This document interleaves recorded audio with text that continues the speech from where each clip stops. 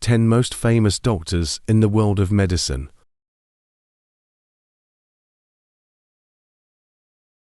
One. Ancient physician Hippocrates, the father of medicine. Hippocrates, the father of modern medicine, is considered the greatest physician of his time. He is the author of the Hippocratic Oath. Medical students recite and pledge to follow it upon graduation, to practice ethically. He practiced medicine based on observations and studies of the human body. According to him, the body should be viewed as a whole, not as a collection of separate parts. He believed that every illness had a cause, rejecting the idea that diseases were punishment for sinful thoughts or lack of loyalty to God. He was the first to describe symptoms of pneumonia and seizures in children. He advocated for natural healing through rest, proper nutrition, fresh air, and cleanliness. Hippocrates recognized that individuals would manifest illnesses differently, with varying abilities to resist diseases. Additionally, he was the first to propose that thoughts, emotions, and human consciousness originate from the brain, not the heart, as many believed at the time.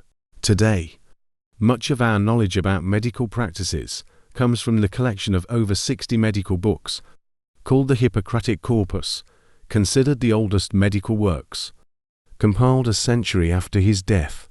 Historians believe these documents assisted physicians throughout their careers.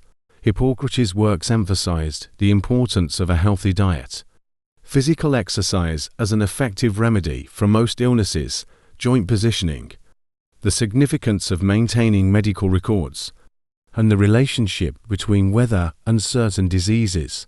During his time, physicians relied on observations of patients and conducted experiments on animals, but refrained from experimenting on deceased humans. 2.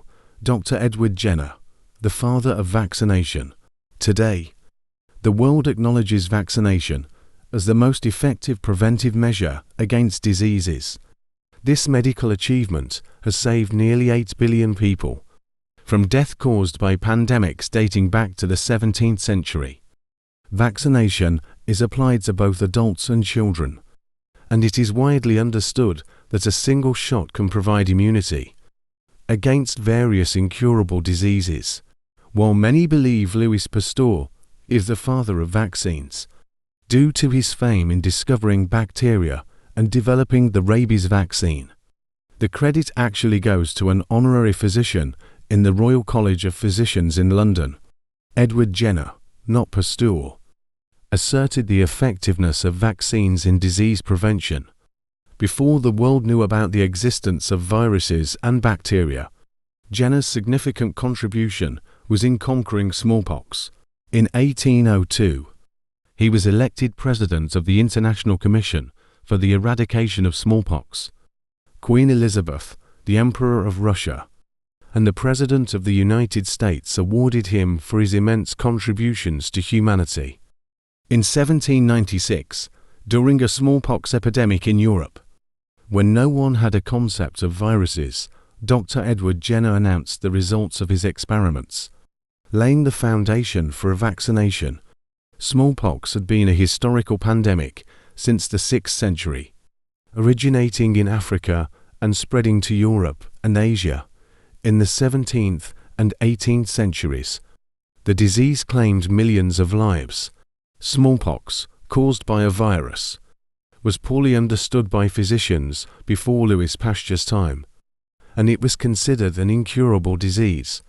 Jenner's greatest success was overcoming smallpox, earning him recognition and awards from royalty and leaders worldwide. 3. Dr. Renee Laennec, inventor of the stethoscope. Renee Laennec, born in 1781 in France, ranked 52, 65th globally and 61st among renowned physicians. He invented the stethoscope while caring for an overweight patient whose heartbeat could not be heard or felt. Laennec created a tool to amplify the sound of the heartbeat, and that tool was the stethoscope. The invention of the stethoscope by Renee Laennec significantly improved the efficiency of diagnosing and examining patients. Wooden stethoscopes were used until the mid-19th century, after which they underwent numerous improvements and became more widespread. Nowadays, rubber stethoscopes are commonly used, allowing physicians to hear sounds within the patient's body at various frequencies. According to medical science, the stethoscope is a simple application of one of the most basic principles of physics: sound transmission and amplification. However, it has become a symbol of modern medicine and an essential tool in patient care. In the final months of his life, Laennec, suffering from pulmonary tuberculosis, asked his grandson, Frederick, to stimulate his chest and describe what he heard through the stethoscope. He passed away due to the disease that his invention had helped elucidate. In his will, Laennec bequeathed all his medical research to his grandson, along with the wooden stethoscope, which became a valuable artifact. 4. Dr. Ignaz Semmelweis, savior of mothers. Ignaz Philipp Semmelweis was a Hungarian obstetrician. He asserted that puerperal fever was caused by infection, and he demonstrated that the high mortality rate of mothers was due to doctors not disinfecting their hands with calcium chloride solution before delivering babies. In 1861, he published the principles, concepts, and preventive measures for puerperal fever very clearly. In Hungary, the Semmelweis Museum was established, along with the Semmelweis Hospital. In Austria, the Semmelweis Maternity Hospital was founded, and he is recognized globally for pioneering the theory of asepsis and the theory of hospital infection. In 1847, he discovered that the incidence of puerperal fever could be significantly reduced by implementing hand-washing standards in maternity hospitals. Puerperal fever was a common occurrence in hospitals in the mid-19th century, with mortality rates ranging from 10% to 35%. Semmelweis proposed the theory of hand-washing, using disinfected lime water in 1847 as the head of the first obstetric division. At the Vienna General Hospital, the doctors in this hospital had 3 times the death rate compared to midwives. In 1851, Hungary accepted his theory, implementing it in 1857. 5. Dr. Louis Pasteur, discoverer of the rabies vaccine. Louis Pasteur was born on December 27, 1822, in the city of Dole in western France. He graduated with honors from the University of Besançon, France, and continued his studies in physics and chemistry at the University of Paris, where he successfully defended his doctoral thesis. He accomplished his greatest works, discovering the causes of infectious diseases in animals, such as avian cholera and rabies. He developed vaccines to prevent diseases like avian cholera, anthrax, and especially rabies. In just 1 year, over 2,500 people bitten by rabid dogs were vaccinated and saved. Pasteur was anxious when testing the rabies vaccine on humans for the first time, writing a heartfelt letter to his son expressing his fears. In 1868, Pasteur received a medical degree from the University of Bonn, Germany, and was awarded the North Star Medal. Unfortunately, he suffered a stroke that left him partially paralyzed, but his scientific spirit remained strong with continued diligent work and innovation. Pasteur researched anthrax and blood infection, proposed the germ theory, and applied it to medicine, as well as investigated spontaneous generation and puerperal fever. At the age of 59, Pasteur announced his research on yellow fever and successfully created a vaccine against anthrax. Later, he studied swine erysipelas and developed a vaccine for this disease. July 1885 was a crucial milestone in medical history, when he successfully used the rabies vaccine in humans. 6. Dr. Joseph Lister, father of antiseptics. In 1861, Joseph Lister was appointed as a surgical doctor at the Royal Infirmary in Glasgow. Here, he observed that 45% to 50% of patients died from wound infections. relying on Louis Pasteur's theory that infections were caused by microorganisms. He used carbolic acid phenol to disinfect surgical instruments and clean wounds. The result was a significant reduction in the death rate in his surgeries due to this antiseptic. This marked the full recognition of the role of antiseptics in controlling infectious diseases, an essential milestone and one of the earliest efforts to control and prevent extracorporeal infections. In the early 19th century, surgical procedures became widespread in hospitals worldwide. However, due to a lack of awareness about surgical hygiene, the post-operative infection rate was very high.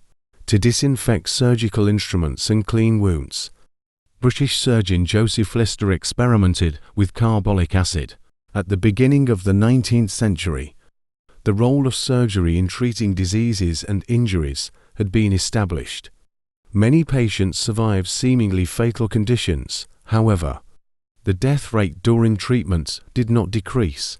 Many patients who were thought to be saved through surgery later died due to complications from the procedure.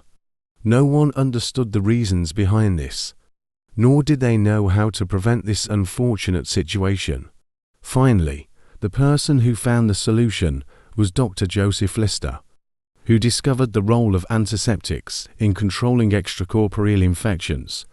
This was a crucial milestone in surgical history, and one of the earliest efforts to control and prevent extracorporeal infections. Lister's life was marked by significant contributions to medicine. Although carbolic acid is no longer widely used in controlling and preventing extracorporeal infections, this historical discovery has made Lister one of the greatest figures in medical history. He's considered the father of antiseptics. 7. Dr. Elizabeth Blackwell.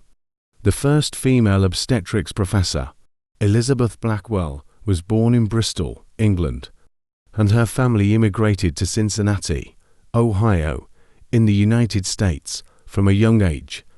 With a compassionate heart, she always wanted to learn more about the field of medicine, to understand common illnesses and help those around her. Blackwell was the first woman to receive a medical degree in North America in 1849, and she also graduated at the top of her class. This was an unprecedented event in the history of medicine up to that point. In 1869, Elizabeth Blackwell helped organize the National Health Society in London, where she provided free medical examinations and treatments to the poor. She also established a medical school for women in London, known as the London School of Medicine for Women. In 1875, she was appointed the first female professor of obstetrics at the London School of Medicine for Children. On January 23, 1849, at the age of 28, Dr. Elizabeth Blackwell graduated with distinction, becoming the first woman in the United States to receive a medical degree, breaking gender norms. In this ceremony, for the first time in history, Dr. Elizabeth Charles Lee, the school's principal, publicly congratulated her achievements by standing up and saluting the determined and accomplished woman. Dr. Kelly Thibault, president of the Student Medical Association, said, in 1849, when women still did not have the right to vote in the United States, Elizabeth Blackwell, a woman who always persevered with determination to pursue a medical career, a job reserved only for men, is truly admirable and admirable. 8. Dr. Frederick Banting, discoverer of insulin hormone. Frederick Banting was a Canadian physicist and physiologist who discovered the insulin hormone for treating diabetes. Banting was born in 1891 in Alliston, Ontario, and studied at the University of Toronto. In 1915, he entered the medical corps and became a commanding officer. After World War I, he practiced medicine in London, Ontario, Canada, from 1921 to 1922. He worked at the University of Toronto, in the laboratory of Scottish physiologist John MacLeod, and his Canadian colleague Charles Best, Banting discovered insulin, and in 1923, he was awarded the Nobel Prize in Physiology or Medicine, along with MacLeod. The research team included Banting and Best, who shared half the prize, and MacLeod and chemist James Bertrand-Clip, who helped MacLeod purify insulin, who shared the other half. In 1923, the university established a medical research department, and Banting was appointed as its head. In 1934, he was knighted by the British royal family, marking the peak of his career. In 1921, Dr. Frederick Banting and medical student Charles H. Best were credited with discovering insulin. In an extract from the pancreas of dogs, Banting and Best injected insulin into a dog and found that it reduced blood sugar from high levels to normal. Later, they refined their experiments, grinding and filtering the pancreas, isolating a substance called iletin. The two then developed insulin for a human use, with the help of Canadian chemist James B. Collip and Scottish physiologist J.J.L. MacLeod. In 1923, he was awarded the Nobel Prize in Medicine for this significant discovery. Banting died in 1941 at the age of 50 due to a plane crash on his way from Canada to war-torn England. Dr. Charles Drew discovered the separation and preservation of blood plasma. Charles Drew, an African-American physician, discovered the method of separating and preserving blood plasma. This discovery laid the foundation for establishing blood banks, which played a crucial role during World War II 1939 to 1945. He was the one who created the first blood banks, saving thousands during the largest loss of life in history, at a time when millions of soldiers were dying on battlefields across Europe. Dr. Charles Drew's invention saved countless lives. Drew realized that separating and freezing the constituent parts of blood would allow it to be safely stored and regenerated later. This technique led to the development of blood banks. Drew was born on June 3, 1904, in Washington, D.C. Charles Drew excelled in scholarship and athletics during postgraduate studies at Amherst College in Massachusetts. He was also an honorary student at McGill University Medical School in Montreal, where he specialized in physiology. Charles Drew conducted research on blood plasma and transfusions in New York, where he became a medical researcher, the first African American to do so at Columbia University. There, he made discoveries related to blood preservation. By separating liquid red blood cells from near-solid plasma and freezing them separately, he found that blood could be preserved and regenerated a day later. 10. Dr. Henry Gray laid the foundation for anatomy. Dr. Henry Gray, a British anatomist, is the author of Gray's Anatomy, which laid the foundation for the field of anatomy. At the age of 25, he was elected a Fellow of the Royal Society and became in charge of anatomy at St. George's Hospital in England. In 1861, he was a primary candidate for the position of assistant surgeon, but unfortunately, he contracted smallpox while caring for a boy and passed away at the age of 34. Gray was born in Belgravia, London, in 1827 and spent most of his life in London. In 1842, he enrolled as a student at St. George's Hospital, London, where he was known as one of the most methodical and diligent workers, as well as someone who studied his own anatomy by slow and painstaking dissection. While still a student, Henry Gray won the Royal College of Surgeons Annual Prize 3 times in 1848 for an essay titled The Origin, Connection, and Distribution of the Nerves to the Human Eye and its Appendages, illustrated by slow dissection comparisons of eyes in different vertebrate animals. He received the Astley Cooper Prize of 300 guineas for his dissertation on the structure and uses of the spleen in 1858. Gray published the first edition of his anatomy, 750 pages thick and containing 363 illustrations. He was fortunate to have the assistance of his friend, Henry Van Dyke Carter, a skilled illustrator and former demonstrator of anatomy at St. George's Hospital. Carter created the drawings from which the engravings were made. The excellence of Carter's illustrations significantly contributed to the initial success of the book.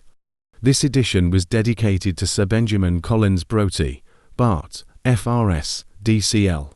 Gray consistently held positions as the demonstrator of anatomy, curator, and lecturer on anatomy at St. George's Hospital, and in 1861, he was a candidate for the position of assistant surgeon.